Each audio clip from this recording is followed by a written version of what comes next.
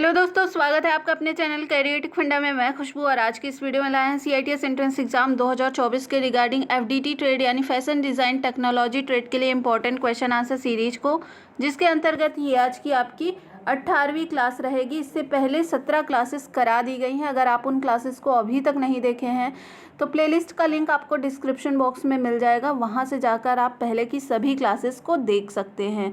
और अगर आपने अभी तक हमारे चैनल को सब्सक्राइब नहीं किया है, ज़रूर से सब्सक्राइब कर लीजिए, जिससे CITS से जुड़ी हर एक सही अपडेट और क्लासेस आप तक समय पर पहुँचते रहें। और एक बात और बताना चाहूँगी कि ये जो क्लास रहेगी आज की आपकी लास्ट क्लास रहेगी, ठीक है।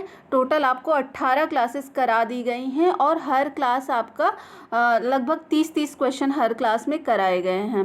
तो इतने सारी जो क्लासेस हुई हैं 18 क्लासेस, इन सभी क्लासेस के अगर आप सारे क्वेश्चंस तैयार कर लेते हैं तो नो डाउट आपके पेपर अच्छे हो जाएंगे।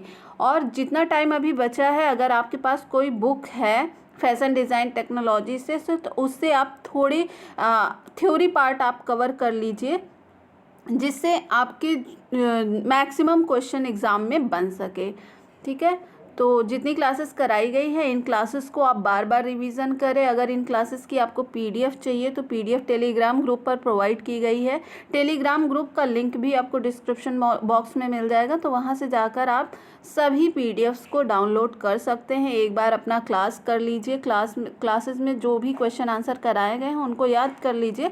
और इस PDF में मैं आंसर नहीं प्रोवाइड करती हूँ, ठीक है। तो जब आप ये PDF अपने पास डाउनलोड करके रखेंगे तो एक एज अ टेस्ट की तरह आप इस पे काम करेंगे। आप क्वेश्चंस पढ़ते जाइए, उसके आंसर्स देते जाइए, इससे आपको क्वेश्चन और आंसर दोनों चीज़ें याद हो जाएंगी, ठीक है। तो ये एक तरीका है, आपको एज अ मॉक टेस्ट इस PDF के माध्यम से एज अ मॉक टेस्ट आप दे सकते हैं। एक बार आपको लेकिन क्लासेस देखनी पड़ेंगी क्वेश्चन आंसर याद करने के लिए। आइए क्वेश्चन स्टार्ट करते हैं और आज के हमारे क्लास का पहला क्वेश्चन रहेगा, who is responsible for providing the required raw material and effectively make a finished good, यानी आवश्यक कच्चा माल उपलब्ध कराने और प्रभावी ढंग से तैयार माल बनाने के लिए कौन जिम्मेदार है। ऑप्शन से आपके जनरल मैनेजर यानी महाप्रबंधक, प्रोडक्ट मैनेजर यानी उत्पाद प्रबंधक, या फिर सेल्स मैनेजर यानी बिक्री प्रबंधक, या फिर सर्विस मैनेजर यानी सेवा प्रबंधक। तो आवश्यक कच्चा माल उपलब्ध कराने और प्रभावी ढंग से तैयार माल बनाने के लिए कौन जिम्मेदार होता है। जो इंडस्ट्रीज़ होती है वहाँ पर ये सारे पोस्ट आपको देखने को मिलते हैं। जनरल मैनेजर की पोस्ट होती है, प्रोडक्ट मैनेजर की पोस्ट होती है, सेल्स मैनेजर की पोस्ट होती है, सर्विस मैनेजर की पोस्ट होती है। तो जो कच्चा माल और जो आपके माल की प्रिपरेशन है, प्रोसेस है पूरा, उसके लिए कौन जिम्मेदार होता है, वो होता है उत्पाद प्रबंधक यानी जो प्रोडक्ट मैनेजर होता है, वो उनकी देखरेख में ये सारी चीज़ें होती हैं। तो ऑप्शन नंबर B इस क्वेश्चन का सही आंसर हो जाएगा। नेक्स्ट क्वेश्चन की तरफ चलते हैं, which process is done after swing, सिलाई के बाद कौन सी प्रक्रिया की जाती है। ऑप्शन से आपकी सैम्पलिंग, या फिर कॉस्टिंग यानी लागत, या फिर थ्रेडिंग ट्रिमिंग धागे की छटाई, या फिर पैकिंग। तो यहाँ पर सिलाई के बाद कौन सी प्रक्रिया नेक्स्ट होती है, तो जो थ्रेड आपके एक्स्ट्रा निकले होते हैं, क्योंकि मशीन से सिलाई होती है तो कुछ थ्रेड आपके बाहर रह जाते हैं, तो उस थ्रेड की ट्रिमिंग की जाती है आफ्टर सिलाई यानी सिलाई के बाद, ठीक है। धागों की छटाई की जाती है। तो ऑप्शन नंबर C इस क्वेश्चन का सही आंसर हो जाएगा। नेक्स्ट क्वेश्चन की तरफ चलते हैं। नेक्स्ट क्वेश्चन है, which is done in cooperations with a single vendor and a service popular way to sell expensive collection, यानी जो एकल विक्रेता के सहयोग से किया जाता है और महंगा संग्रह बेचने का एक लोकप्रिय तरीका है, वो क्या है। ऑप्शन से आपके इनफॉर्मल, डिपार्टमेंट, फॉर्मल, या फिर डिज़ाइनर ट्रंक। तो यहाँ पर जो एकल विक्रेता के सहयोग से किया जाता है और महंगा संग्रह बेचने का एक लोकप्रिय तरीका है, वो क्या होता है, डिज़ाइनर ट्रंक जो तरीका है ये एक लोकप्रिय तरीका है महंगे संग्रह को बेचने का। तो ऑप्शन नंबर D इस क्वेश्चन का सही हो जाएगा, डिज़ाइनर ट्रंक। नेक्स्ट क्वेश्चन की तरफ चलते हैं। नेक्स्ट क्वेश्चन है, who designs fabric weaves and prints for clothes and furnishing, यानी कपड़े और साज सामान के लिए कपड़े की बुनाई और प्रिंट कौन डिज़ाइन करता है। ऑप्शन से आपके टेक्सटाइल डिज़ाइनर यानी कपड़ा डिज़ाइनर, स्टाइलिस्ट या फिर पैटर्न मेकर या फिर आपके टेलर। तो कपड़े और साज सामान के लिए कपड़े की बुनाई और प्रिंट कौन डिज़ाइन करता है, तो ये होते हैं textile designer. Option number A इस क्वेश्चन का सही आंसर हो जाएगा। नेक्स्ट क्वेश्चन की तरफ चलते हैं। नेक्स्ट क्वेश्चन है आपका, Which stage of the fashion cycle is a style accepted and worn by the majority of consumers, यानी फैशन चक्र के किस चरण में अधिकांश उपभोक्ता द्वारा शैली को स्वीकार किया जाता है, यानी जो स्टाइल होता है इसको स्वीकार किया जाता है और पहना जाता है। ऑप्शन से आपके इंट्रोडक्शन, पीक, डिक्लाइन या फिर राइज। तो किस दौर में जो है उपभोक्ता स्टाइल को ज़्यादा पसंद करता है और इससे ज़्यादा से ज़्यादा वियर करता है, तो जब पीक पे होता है। तो मैंने आपको फैशन साइकिल के कितने चक्र बताए थे पिछली क्लास में, 5 चक्र होते हैं। एक तो आपका जब कोई नया फैशन इंट्रोड्यूस होता है मार्केट में वो हो जाता है, फिर वो फैशन धीरे धीरे लोगों में लोकप्रिय होने लगता है। ठीक है, कुछ इस तरह से इसका ग्राफ मैंने बनाया था। ठीक है, फैशन साइकिल का कुछ इस तरह से ग्राफ होता है। तो यहाँ पे जो है इंट्रोड्यूस होता है, जब कोई नया फैशन मार्केट में इंट्रोड्यूस होता है, फिर धीरे धीरे उसका राइज होने लगता है, यानी वो धीरे धीरे लोगों के बीच लोकप्रिय होने लगता है। और एक समय ऐसा आता है जब जो वो फैशन है पूरी मार्केट में छा जाता है, हर कोई वैसा ही स्टाइल वेयर करना चाहता है। फिर धीरे धीरे उस फैशन में डिक्लिनेशन आने लगता है, यानी वो उस लोकप्रियता कम होने लगती है और धीरे धीरे वो फैशन क्या होता है, समाप्त हो जाता है। तो ये टोटल 5 चक्र होते हैं आपके फैशन साइकिल के। तो यहाँ पर कब उपभोक्ता जो है ज़्यादा उस स्टाइल को पसंद करता है, ज़्यादा से ज़्यादा लोग उसको वियर करते हैं, तो जब आपका फैशन पीक पर होता है। ठीक है, कोई डिज़ाइन पीक पर होती है तो उसे ज़्यादा से ज़्यादा लोग पसंद करते हैं और सभी लोगों में वो चीज़ें उस स्टाइल को पहनने की चाहत होती है। तो यहाँ पर ऑप्शन नंबर बी इस क्वेश्चन का सही आंसर हो जाएगा। नेक्स्ट क्वेश्चन की तरफ चलते हैं। नेक्स्ट क्वेश्चन है आपका, which part of body is the accessory worn, यानी सहायक उपकरण शरीर के किस भाग में पहना जाता है। तो ये जो आपको दिख रहा है, ये शरीर के किस हिस्से में पहना जाता है। तो ये ऑप्शंस आपको दिया है, हेड में, हैंड यानी हाथ में, लेग यानी पैर में, या फिर नेक यानी गर्दन में। तो ये क्या है, ये एक तरह का स्कार्फ होता है जिसको कहाँ पहनते हैं, गर्दन में पहनते हैं, नेक में डाला जाता है। ऑप्शन नंबर डी इस क्वेश्चन का सही आंसर हो जाएगा। नेक्स्ट क्वेश्चन की तरफ चलते हैं। नेक्स्ट क्वेश्चन है, which is the online clothing company, online कपड़ा कंपनी कौन सी है इनमें से। ऑप्शन है आपके google.com या फिर boo.com या फिर yahoo.com या फिर gmail.com। तो इनमें से जो है ऑनलाइन क्लॉथिंग कंपनी कौन है जो कपड़ों का डिस्ट्रीब्यूशन करती है ऑनलाइन। तो इसमें से google.com ये एक सर्च इंजन है, याहू भी एक सर्च इंजन है और जीमेल आपके मेल के लिए प्रयोग किया जाता है। तो यहाँ पर boo.com जो है वो एक ऑनलाइन क्लॉथिंग कंपनी है। ऑप्शन नंबर बी इस क्वेश्चन का एकदम सही आंसर हो जाएगा। नेक्स्ट क्वेश्चन की तरफ चलते हैं। Which brand name is a sport brand, यानी कौन सा ब्रांड नेम एक स्पोर्ट ब्रांड है। ऑप्शन है आपके वैन हुसैन या फिर एडिडास या फिर ज़ीरो या फिर कैल्विन क्लेइन। तो यहाँ पर कौन सा ब्रांड है जो एक स्पोर्ट्स ब्रांड है। तो सभी को आई थिंक इसका आंसर पता होना चाहिए, स्पोर्ट्स ब्रांड कौन है इसमें। एडिडास जो है वो एक स्पोर्ट ब्रांड है, यानी यहाँ पर एडिडास के शूज़ मिलते हैं, एडिडास के ट्रैक सूट्स मिलते हैं। तो ये स्पोर्ट्स के लिए एक ब्रांड है। ऑप्शन नंबर बी इस क्वेश्चन का एकदम सही आंसर हो जाएगा। नेक्स्ट क्वेश्चन की तरफ चलते हैं। नेक्स्ट क्वेश्चन है आपका, which drawing tool is used for quick and time saving illustration, यानी त्वरित और समय बचाने वाले चित्रण के लिए किस ड्राइंग टूल का इस्तेमाल किया जाता है। ऑप्शंस हैं आपके फेल्ट और स्केच पेन का या फिर क्रेयॉन्स का, या फिर ऑयल पेस्टल का, या फिर मार्कर का। तो यहाँ पर त्वरित और समय बचाने वाले चित्रण के लिए किस ड्राइंग टूल का इस्तेमाल किया जाता है? तो फेल्ट और स्केच पेन का यूज किया जाता है। त्वरित यानी जो आपके जल्दी से चित्र बन जाते हैं, तो जल्दी से बनने वाले चित्र समय हमारे बचाएंगे, तो उसके लिए हम फेल्ट और स्केच पेन का इस्तेमाल करते हैं। नेक्स्ट क्वेश्चन की तरफ चलते हैं। नेक्स्ट क्वेश्चन है आपके, What is the information sheet that has all the specification of garment requirement? यानी वह सूचना पत्र क्या है जिसमें परिधान की आवश्यकता के सभी विवरण होते हैं? ऑप्शन से आपके कॉस्ट सीट होता है, या फिर टेक पैक, या फिर आपका स्पेक सीट, या फिर इन्फो सीट। तो कौन सा सूचना पत्र है जिसमें परिधान की आवश्यकता के सभी विवरण होते हैं? परिधान की आवश्यकता के मतलब जो आपके उस परिधान को तैयार करने में जो जो सामग्रियां लगेंगी, उसके लिए किस जो है शीट का इस्तेमाल किया जाता है, किस पत्र का इस्तेमाल किया जाता है, तो उसको कहते हैं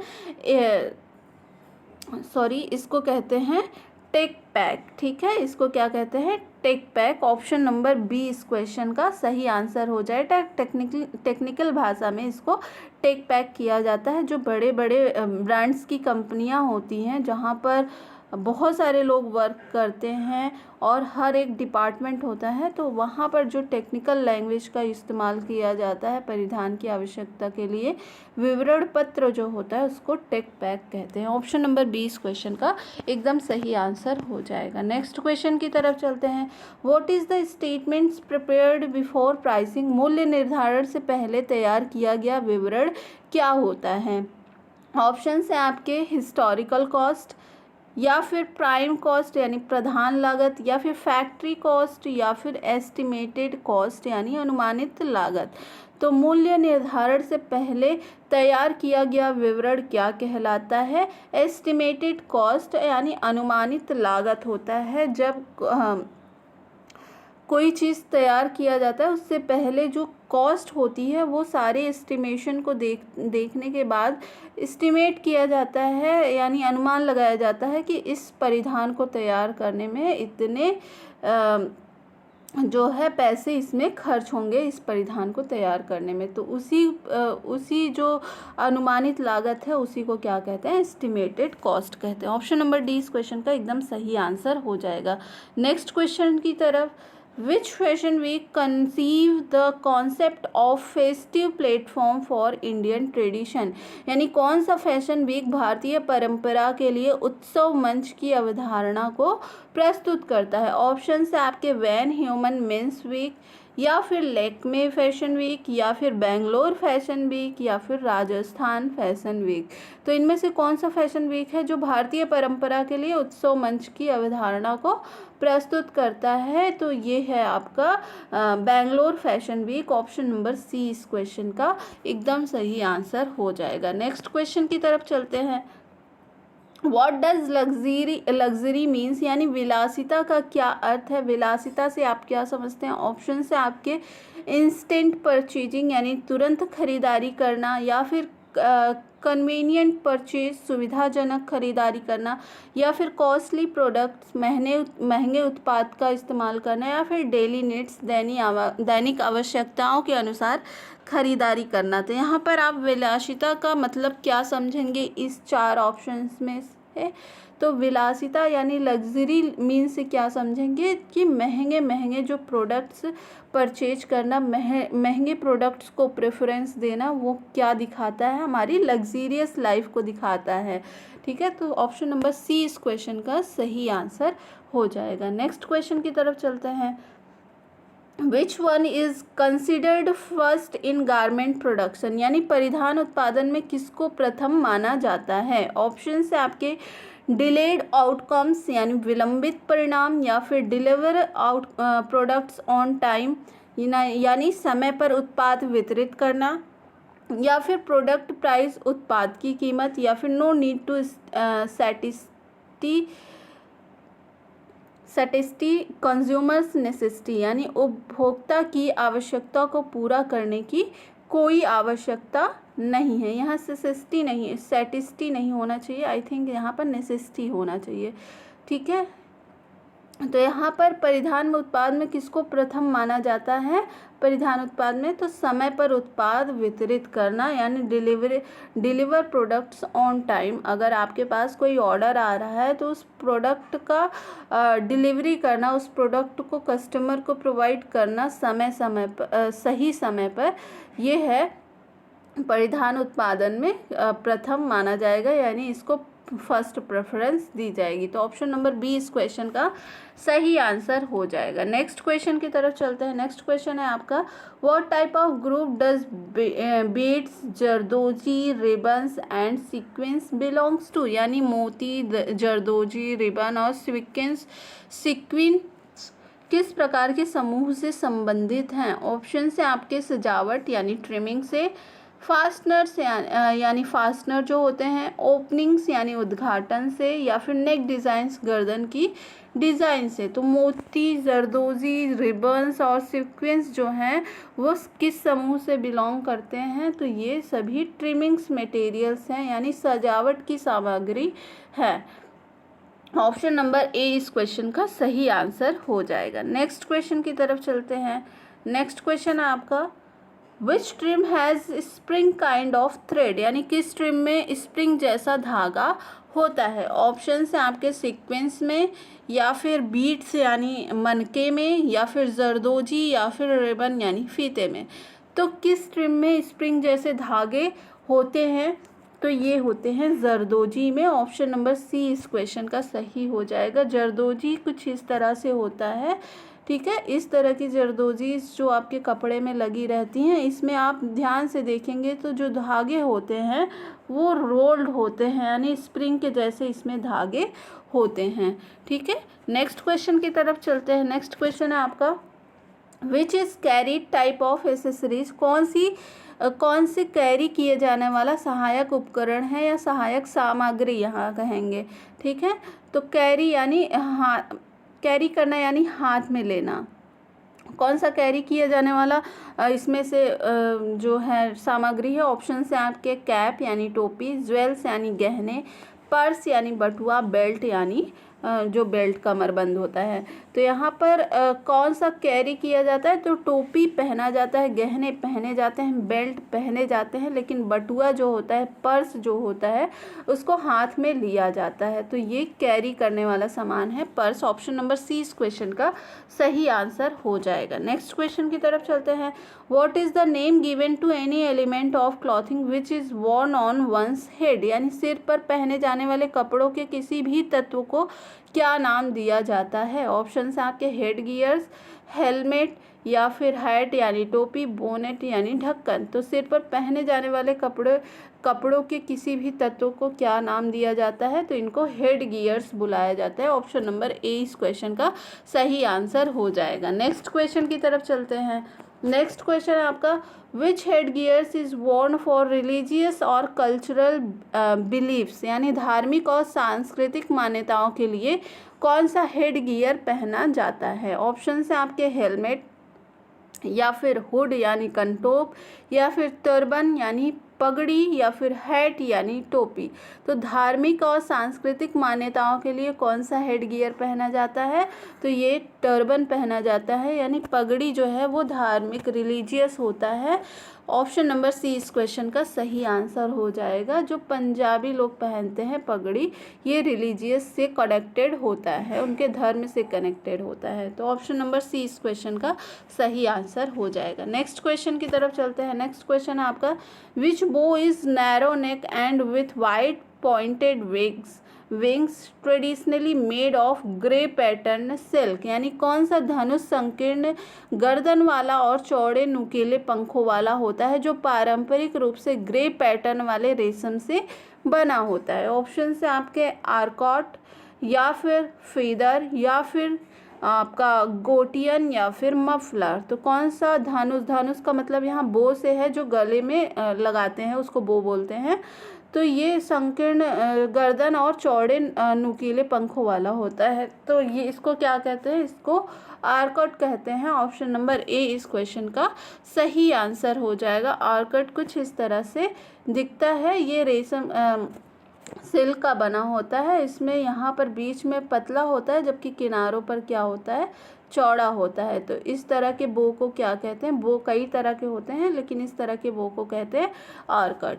नेक्स्ट क्वेश्चन की तरफ चलते हैं। नेक्स्ट क्वेश्चन है आपका, what is the name given to jewels which are 100 years old or more, यानी 100 वर्ष से अधिक 100 वर्ष या उससे अधिक पुराने रत्नों को क्या नाम दिया गया है। यहाँ रत्नों से ही नहीं मतलब है, सामग्री से भी मतलब है। जो सामग्री 100 साल से अधिक पुरानी होती है, या रत्न होते हैं या ज्वेलरी होती है, उसको क्या नाम देते हैं टेक्निकली। ऑप्शन से आपके विंटेज, या फिर ट्रेडिशनल, या फिर एंटीक, या फिर डेकोरेटिव। तो जो बहुत पुराने सामान होते हैं, बहुत पुरानी सामग्री होती हैं या ज्वेलरी होती हैं, गहने होते हैं, उनको क्या नाम दिया जाता है, एंटीक कहते हैं ना। एंटिक पीस है ये, एंटिक पीस है, यानी ये बहुत पुराने समय से ये चली आ रही है, उसी तरह है। तो एंटिक जो है ये वर्ड यूज किया जाता है जो 100 साल से अधिक पुरानी वस्तुएं होती हैं। तो ऑप्शन नंबर सी इस क्वेश्चन का सही आंसर हो जाएगा। नेक्स्ट क्वेश्चन की तरफ चलते हैं। नेक्स्ट क्वेश्चन है आपका, which is use for carrying things in accessories, यानी एसेसरीज में सामान ले जाने के लिए किसका प्रयोग किया जाता है। ऑप्शन से आपके एम्ब्रेला छाते का, ग्लव्स यानी दास्ताने का, बैग्स यानी थैलियों का, वुडन बॉक्स यानी लकड़ी के बक्से का। तो एसेसरीज या सामान ले जाने के लिए किसका प्रयोग किया जाता है। आई थिंक इसका आंसर सबको देना चाहिए।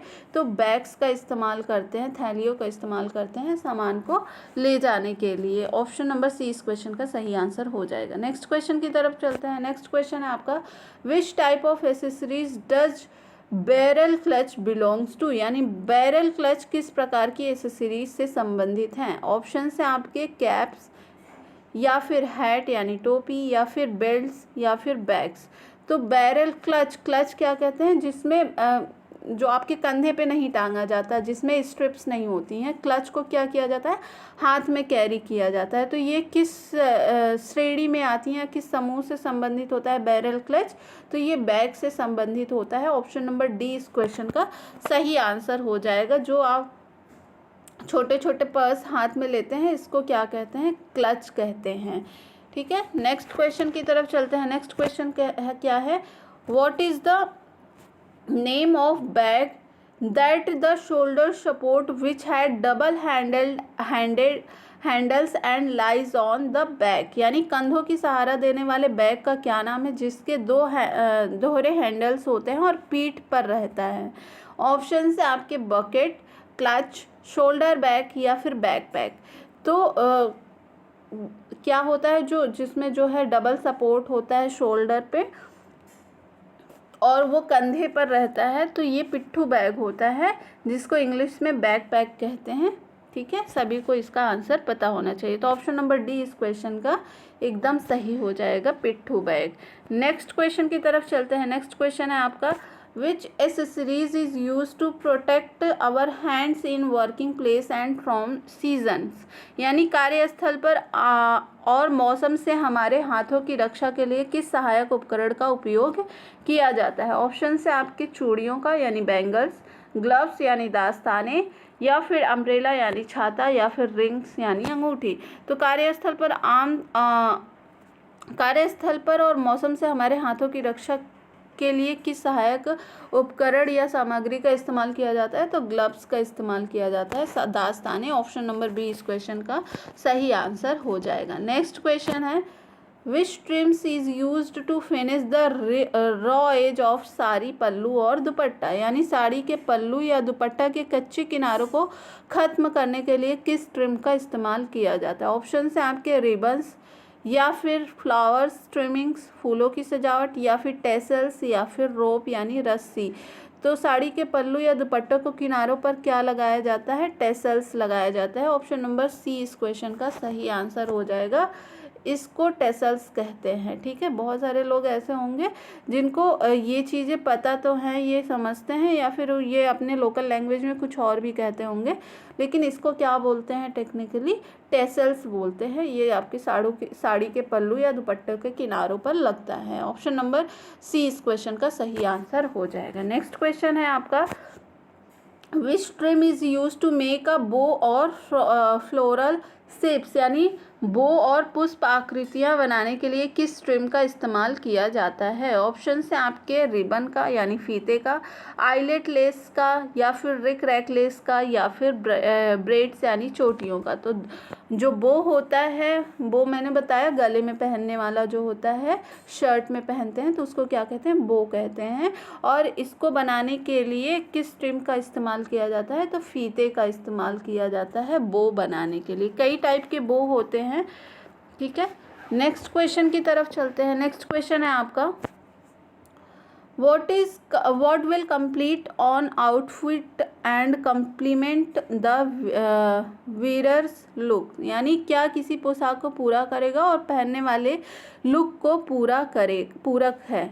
ऑप्शन है आपके ज्वेल्स यानी गहने, फुटवियर्स यानी पैर में पहनने वाले, या फिर हेयर स्टाइल्स बालों की स्टाइल्स, या फिर एसेसरीज यानी जो आपके एसेसरीज यानी सामान से आपके मतलब है जो आप बैंगल्स पहन लिए, घड़ी पहन लिए, या फिर आप बो लगा लिए, तो ये सभी क्या आती हैं, एसेसरीज़ में आती हैं। क्लच ले लिया आपने, पर्स ले लिया, तो ये सभी क्या आती हैं, एसेसरीज़ के अंतर्गत आती हैं। तो क्या किसी पोशाक को पूरा करेगा और पहनने वाले के लुक को पूरा करता है, तो ये होता है आपके एसेसरीज।